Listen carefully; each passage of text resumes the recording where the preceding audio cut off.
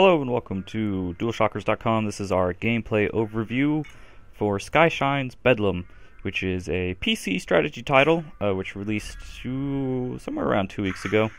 I've been playing it for review. Currently have a review in the draft, still kind of have to work out some kinks with it. But basically the premise of this game is that you are the head of what is called a dozer, which is basically this gigantic vehicle which you and a bunch of other passengers get into to travel from, which was something of a safe zone, and you kind of just travel across Bedlam, which is a very, very bad place. Very much inspired by Mad Max and other 80s action, sci-fi, post-apocalyptic type tales. And you travel through there. There's a lot of obstacles for you to overcome. There's cyborgs, marauders, AIs, and mutants, which you have to do battle with, all while managing different supplies of your dozer itself. This is basically an overview of a battle, so it's, tile-based.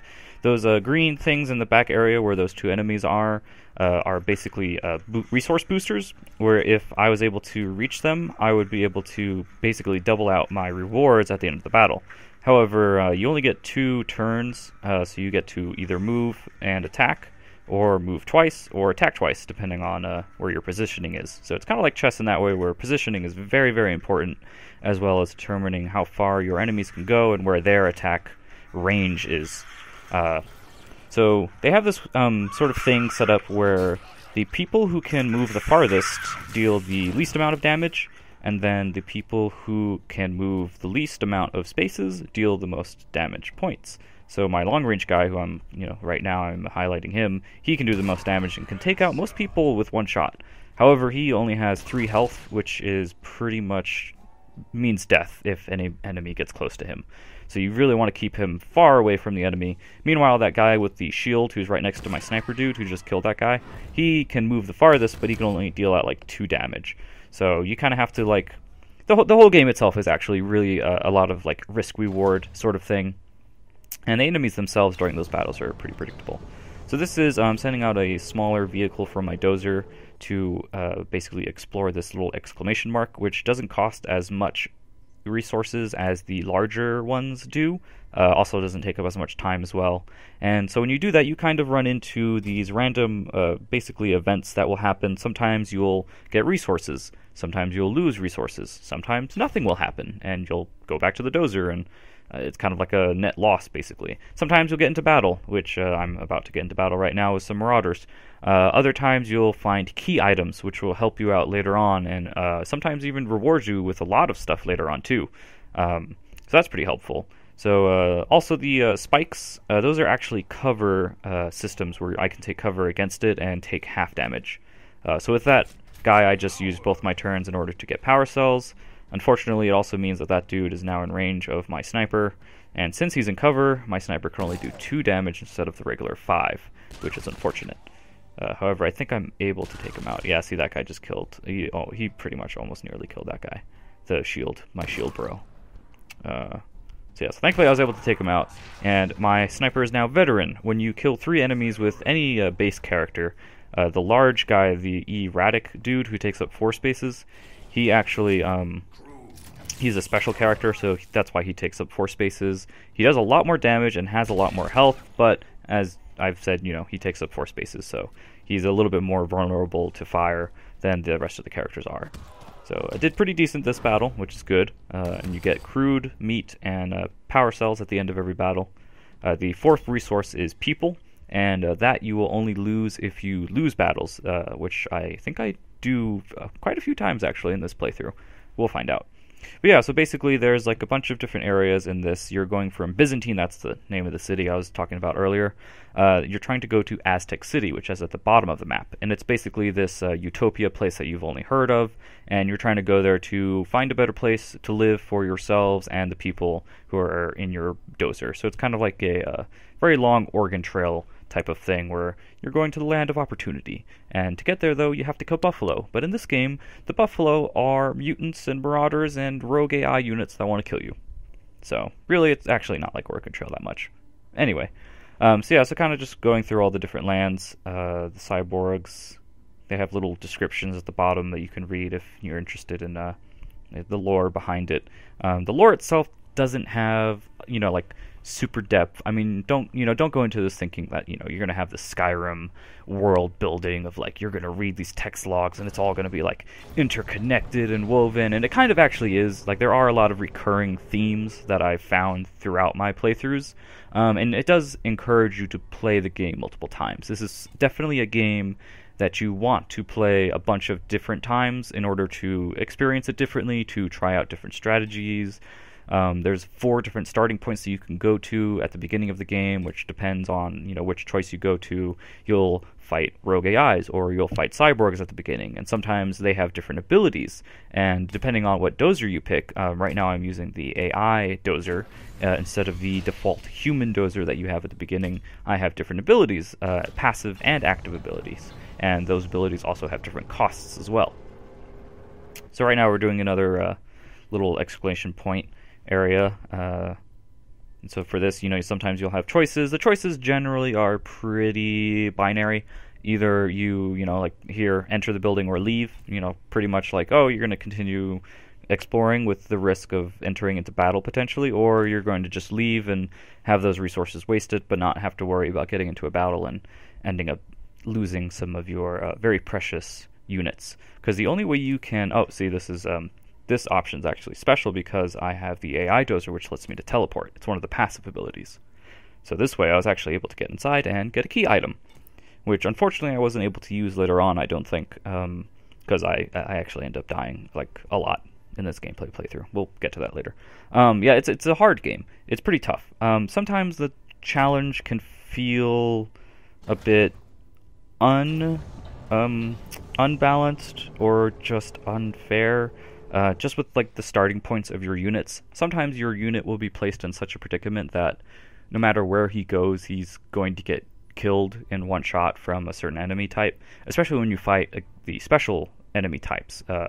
So that guy who took up 4 spaces earlier, he's not actually like, he's the default starting unit for the AI dozer, but if you were using the regular human dozer, you wouldn't have any special units. And over the course of the game, you can gain special units, but you have to defeat them in battle first. And so sometimes that can be very tough because, like I said, they have more health and they deal more damage. So if they're able to get into range of even one of your units, even if he is the shield guy who has the most health, he could potentially be killed in one shot, which sucks, especially because there is no other way to replenish your units besides getting those special ones. So you start off with 4 units for each class, which is your melee shield guy, who can move the most spaces but deals the least amount of damage. Then you have your shotgun guy, who can deal about, I think it's 4 units of damage, and he can move pretty far, but not as far, of course. Then you have the gunslinger, who has dual machine pistols, and he can deal about 3 damage, I think it was. I think so. I actually have them flipped. But anyway, he also has a passive ability where when he gets shot, he actually instantly retaliates. And then the last one is the ranger, or the sniper, who has the super powerful rifle, which can take out most units in one hit, but can't really move that far. So those are your 4 classes, basically, and you get 4 units for each of them. So that means you get 16 units total at the beginning, and you can't replenish them except for the special characters that you'll come across. And, when you lose one, it sucks, especially when you lose a veteran, because the veterans, when they become veteran, can then level up and gain more health and deal more damage. And so when you have, like, say, a long-range veteran who's killed a bunch of people and does really great damage, and then all of a sudden he dies because you weren't able to move him out of the way, that really sucks. And it sucks, but because the games themselves have the potential to be so short, this is another special option that you're seeing where you can choose a specific character that you have right now to go do stuff, basically. So this guy was able to get in and get some power cells for me, and that's only because he's a robot. But yeah, so it does suck because you lose those characters and they were such an asset to you that it's really bad. Oh, and this is the power up place where you can use your power cells to decide whether you want to use less crude, make your crew heal faster. You can spend power cells to make power cells more valuable, basically, which is kind of a weird thing there. Like it's like you're using power cells so that I guess it's an investment. You're using power cells right now so that you don't have to use as many in the future, which is fine. This is basically a little aside thing where you can learn more about the AI religion, which is actually kind of comes into play in the late game when you get closer to Aztec City. That comes into play a little bit more than you would think, actually, when you first stumble upon it. Yeah, they also count how many days it takes you to get to Aztec City, and I think the last way you can use the power cells is to use less meat when you're doing journeys. So, and here you can, see, this is one of the ones that ends in battle. And I have to choose to get that guy out of there because he's still recovering from the last one. And I decided to go in with only 3 units instead of the maximum of 4 for the AI dozer. For the human dozer, you can actually have up to 6 characters on the battlefield at a time, which is good in certain situations. Again, it all depends on the layout of the battle map, which is, as far as I can tell, pretty randomized. So I think for this battle I actually lose like my first person. So this guy, I move forward to get him into cover, to basically try and get him into safety, because those, like I said, those sniper classes, which they have 2 of right now, they can deal a lot of damage. So I'm trying to decide what to do with my special guy.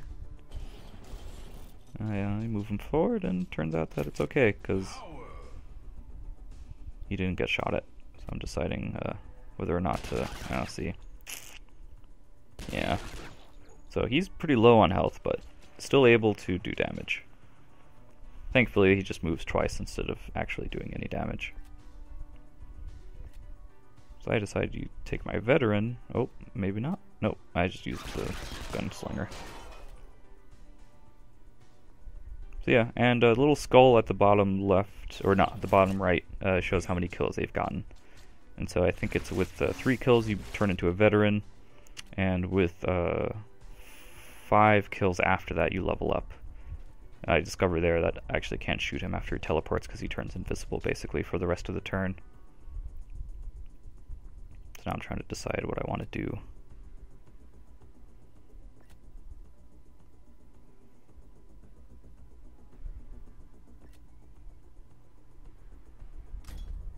And this is a passive ability that you get, which lets you protect your character for 1 turn. So he'll only get 1 damage done to him instead of the maximum 5, which can be done by the snipers. So thankfully I actually didn't have to use it since he didn't kill me. And I can take him out. And I level up. So that's good. My ranger is getting more and more powerful. So that guy has 10 health, which is going to be a problem, especially now that he's in cover. I'm not able to do as much damage as before. But that guy's able to knock him back. The shotgunners can also knock back people as well. So he just did damage to this guy, but now that he's out of cover, my guy was able to do maximum amount of damage and take him out. So yeah, because I picked up some of the crude and other resources, I got double the amount of output that I would usually get. So now here, there's that icon there is basically telling me that I'm going to face off against a special enemy who, if I defeat him, I'll be able to recruit him into my bastion of people, I guess you could say. So I'm trying to figure out who I want to bring. I want to bring full health people into this battle. Maybe bring a shotgun. Nah, I decided just to roll with 2 people for whatever reason.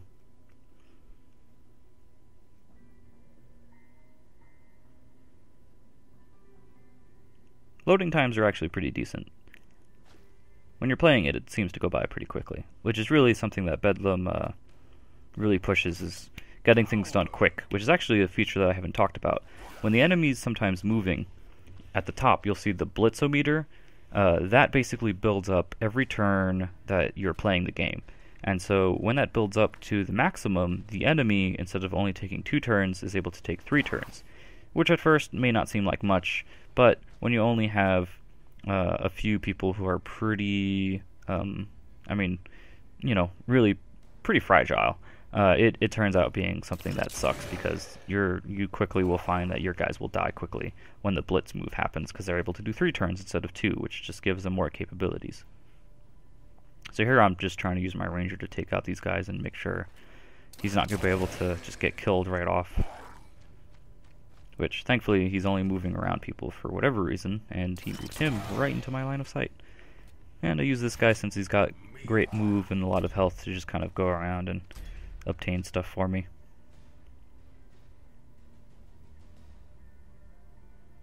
And so now I bring him over to this guy. Uh-oh. My sniper just got hit. He only has 1 health remaining. But he's got a lot of damage, so thankfully able to survive that. Now my shield guy's getting hit more and more. And that main mutant guy's coming in, getting closer.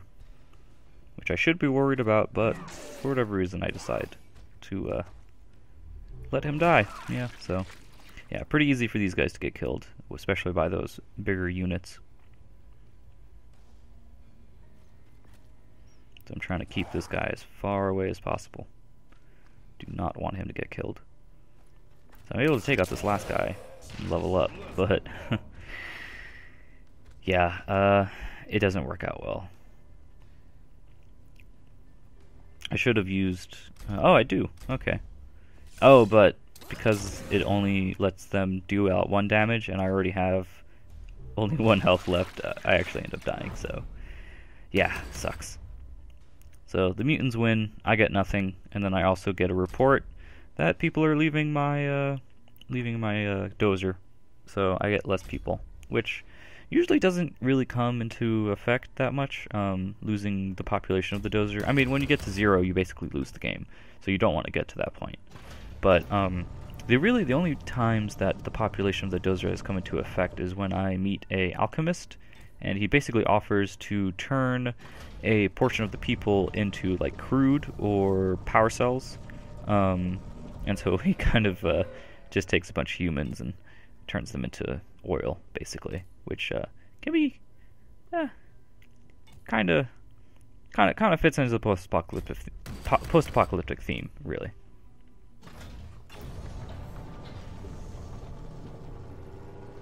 So yeah, I mean, there's not a whole lot else to say about Bedlam, at least nothing that's coming to mind. I really do enjoy it. I think it's a great game. I like its theme. I like that it pushes you to do multiple playthroughs, and it makes it really easy and quick for you to play through it multiple times. Like it's not going to be this 60-hour expansive campaign. I mean, really, the first time I played it on, I think it was easy or normal, and I was actually able to breeze through it all the way to the ending pretty quickly. But I have seen people who have posted pictures of like their map, and instead of going like straight to Aztec City, they actually take their time and basically almost hit like every major territory on the map. And they probably found like a lot of key items and stuff like that, but I unfortunately haven't been able to do that yet. I started trying that in this gameplay overview that I was recording separately from the audio, but I wasn't able to do that well because I ended up losing a lot of units and basically losing. So I have to do a new run and try and get through it again. I'll probably play it on normal, or not normal, play it on easy instead of normal, because yeah, this game can be very, very tough. So definitely not something that, if you don't like roguelikes, or not exactly a roguelike, but you know, very inspired by roguelikes, definitely stay away from this. But I mean, if roguelikes are kind of up your alley, or just you like strategy RPGs with a bit of Oregon Trail infused in there with the resource management, I mean, this game is, I mean, it's really good. It's very entertaining. It's, you know, challenging to play, but also pretty fun. The world itself isn't super full of depth, but it's still pretty great, and I like it. It's somewhat unique with just the weird things that you'll come across, and I appreciate that. There my ranger dies. I was very angry at that point, and I decided to rectify that by just annihilating him. But yeah, so it's a pretty cool game. Like, I would definitely recommend it for people who are into these sort of strategy RPGs and roguelikes as well, because roguelikes are very popular right now, so you know, pretty much everybody likes a good roguelike game. But yeah, so that's pretty much the gameplay overview for Skyshine's Bedlam. You can pick it up on Steam. I believe it's pretty cheap. I haven't checked. I think it's like it's got to be like $15 to $20. Like, it's not. I don't believe it was really that much when I checked it on Steam to see how much it was. But It's a really good game. You can find the full review later on DualShockers.com. Hopefully I'll have that up before the end of this week. And you can also check out everything else that's going on with video games. Basically anything and everything gaming. That's the tagline for DualShockers. What do you imagine? I'm really just rambling. Thank you for watching, and if you like our videos, you can subscribe to our channel. Check out everything else that we do. Thank you for watching. Hope you have a great day.